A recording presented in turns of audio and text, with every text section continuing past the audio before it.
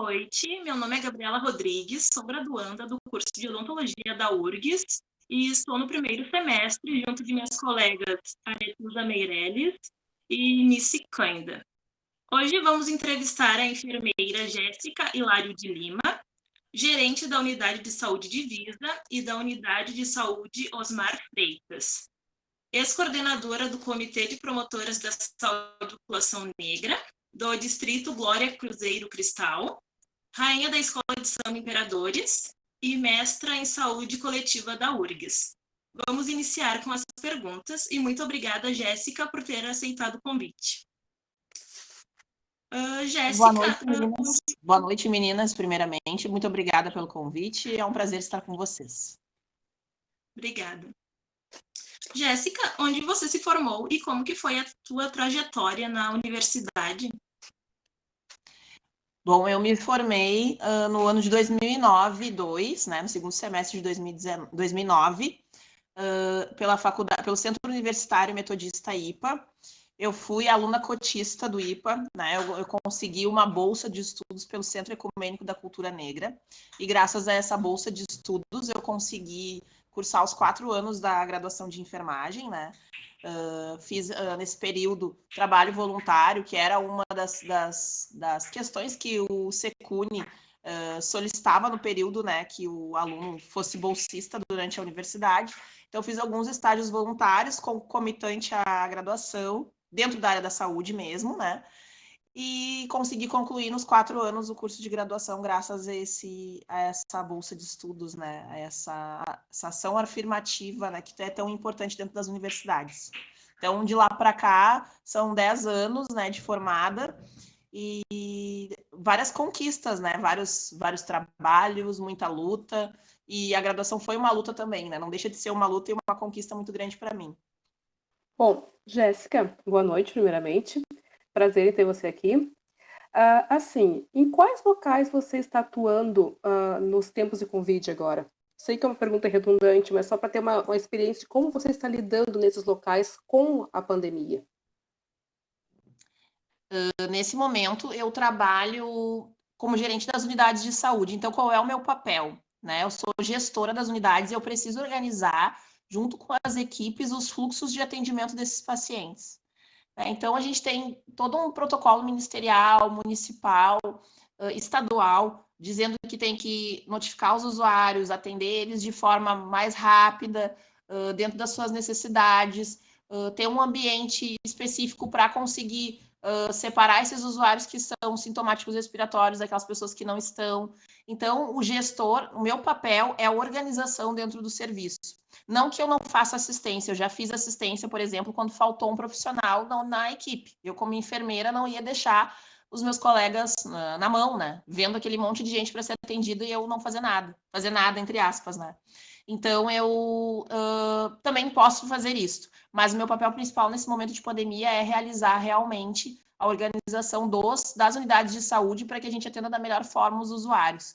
Eu esqueci de falar para vocês, eu estou trabalhando agora passei num processo seletivo lá em São Leopoldo, e aí eu estou trabalhando na UTI Covid lá em São Leopoldo, no Hospital Centenário, né? Então, iniciei faz 15 dias lá no hospital.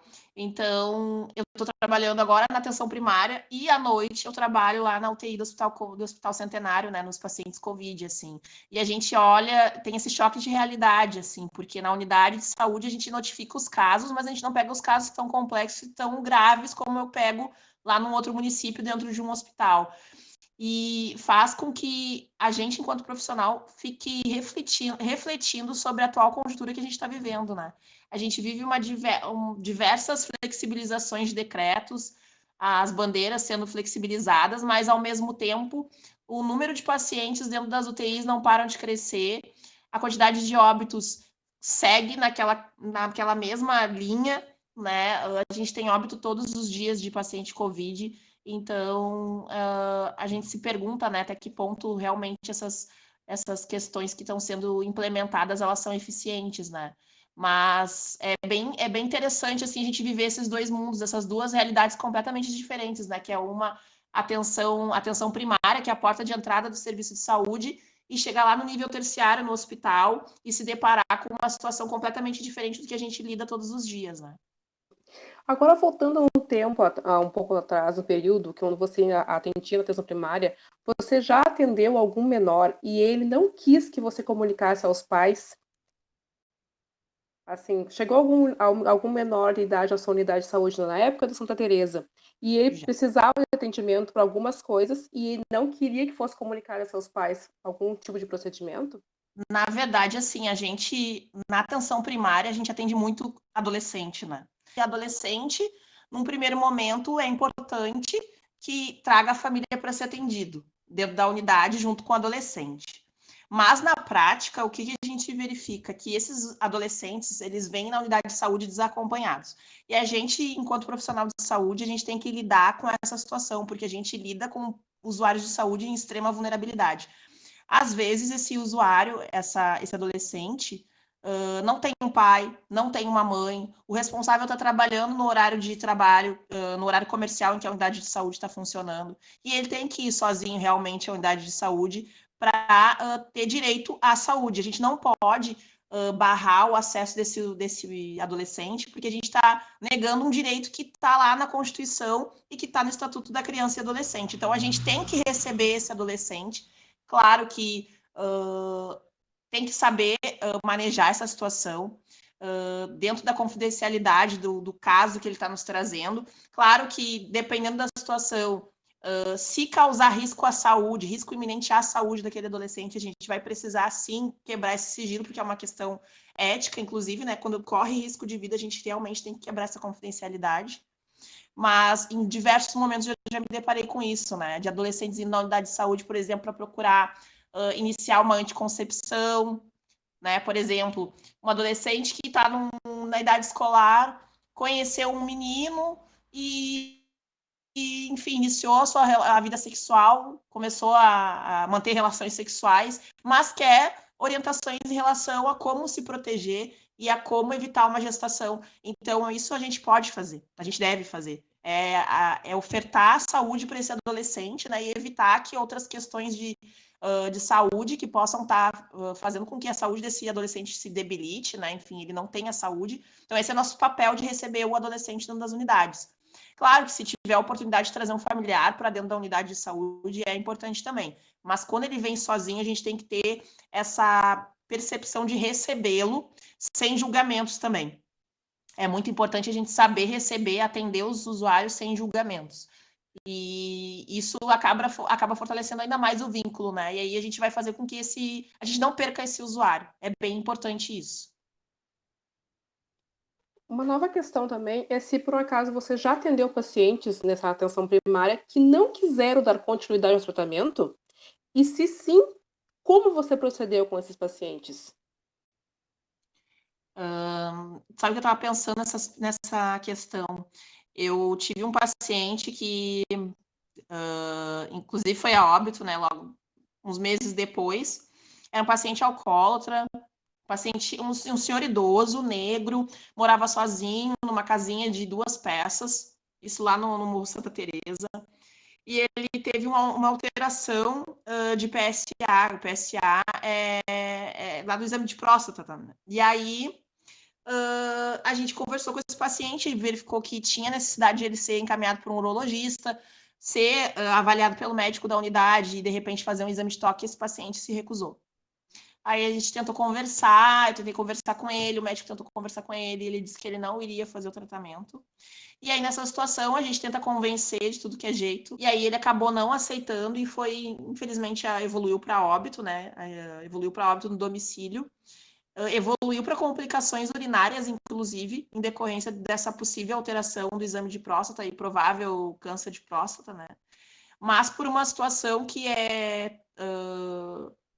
para os mais antigos, né? Que é um tabu, que é complicado de, por exemplo, fazer um exame de toque, né? Exame de toque na próstata. Então, ele se negou a receber o tratamento e a gente não teve muito o que fazer a não ser respeitar a decisão dele, né? A gente tem que respeitar a decisão do paciente. A gente avança na terapêutica até onde o usuário nos permite. Aonde o usuário de saúde chega chega para os profissionais e diz que ele não quer fazer aquele tratamento e não quer receber aquele tratamento, a gente precisa respeitar ele. A gente tenta, né, mudar essa visão, mas infelizmente nem sempre a gente consegue isso. Jéssica, você já atendeu algum paciente que, por conta da religião do paciente, ele não quis realizar algum procedimento? Se sim, como você procedeu diante disso? E isso foi um dos maiores desafios, assim, trabalhando na unidade de saúde, né? Eu tive um paciente que era evangélico, e aí ele chegou numa consulta de enfermagem para mim, foi levar uns exames, e falou assim, me chamava de doutora, eu dizendo, não era doutora, eu sou enfermeira, né? Mas eles falam que a gente é doutora, mas tudo bem.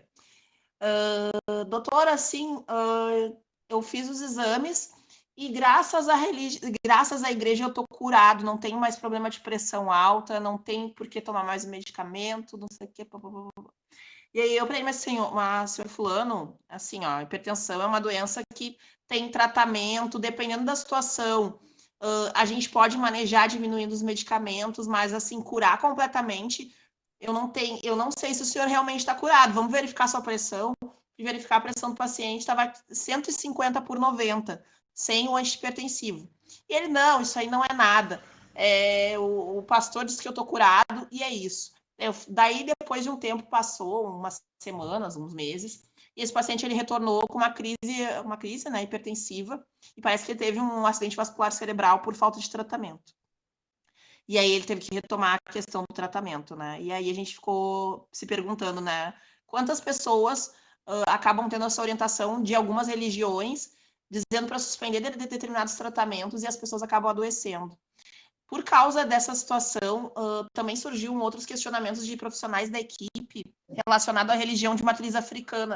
E aí eu lembro que na época eu chamei o Babadiba de Iemanjá, que é graduado em saúde coletiva, é sanitarista. Chamei ele numa reunião de equipe e chamei ele para conversar sobre a religião de matriz africana e o que a religião de matriz africana nos fala em relação à saúde. E a fala foi super esclarecedora, porque ele pegou e disse assim, bom, na nossa religião, a gente tenta amenizar, tenta melhorar o espírito da pessoa, as energias, orientar, mas a gente tem um limite. Passou daquele limite, a gente tem que conscientizar os usuários de saúde que eles precisam procurar a ajuda do burro da terra, que é o médico, ou um profissional de saúde. Então, a gente tem esse limite que a gente precisa respeitar entre a religião e a ciência. Então, foi bem esclarecedor, assim, quando eu trouxe ele para uma reunião de equipe. Alguns profissionais assim, se sentiram bem desconfortáveis com a presença dele, mas foi foi maravilhoso, assim, a explicação, dizendo que realmente, olha, precisamos nos tratar em relação à saúde, a gente cuida do nosso espírito, porém a gente tem um limite. Então, a gente sempre fala para os usuários, não tem problema de ter a sua religião, de acreditar no que quiser acreditar, ter a sua fé fortalecida, porém, o tratamento, a ciência, a pessoa precisa respeitar, porque, né, isso pode impactar em danos para a saúde dessa pessoa se, por exemplo, ele suspende um tratamento. Imagina, por exemplo, se um paciente que é HIV positivo suspende um antirretroviral por alguns meses. Daqui a pouco esse paciente está adoecendo de AIDS, pode evoluir a óbito se ele deixa de usar o tratamento. Então, essas questões são bem complicadas, a gente precisa lidar com isso e trabalhar com isso também com os usuários, né? Jéssica, nós agradecemos imensamente a tua disponibilidade de tempo. Assim, quando nos foi proposto o teu nome, assim, todos nós queríamos mostrar um exemplo de um profissional que tu és, mulher negra, principalmente isso, que é tão difícil termos profissionais tão valorizados e tão, assim, dedicados como eu te conheço à profissão. Então, só desejo, assim, ó, muita boa sorte nessa tua nova empreitada que você está agora no hospital. E assim, ó, as meninas, estamos agradecendo a tua participação e muito obrigado mais uma vez por ter nos dado essa entrevista, esses relatos tão maravilhosos e tão contribuições tão lindas ao nosso trabalho.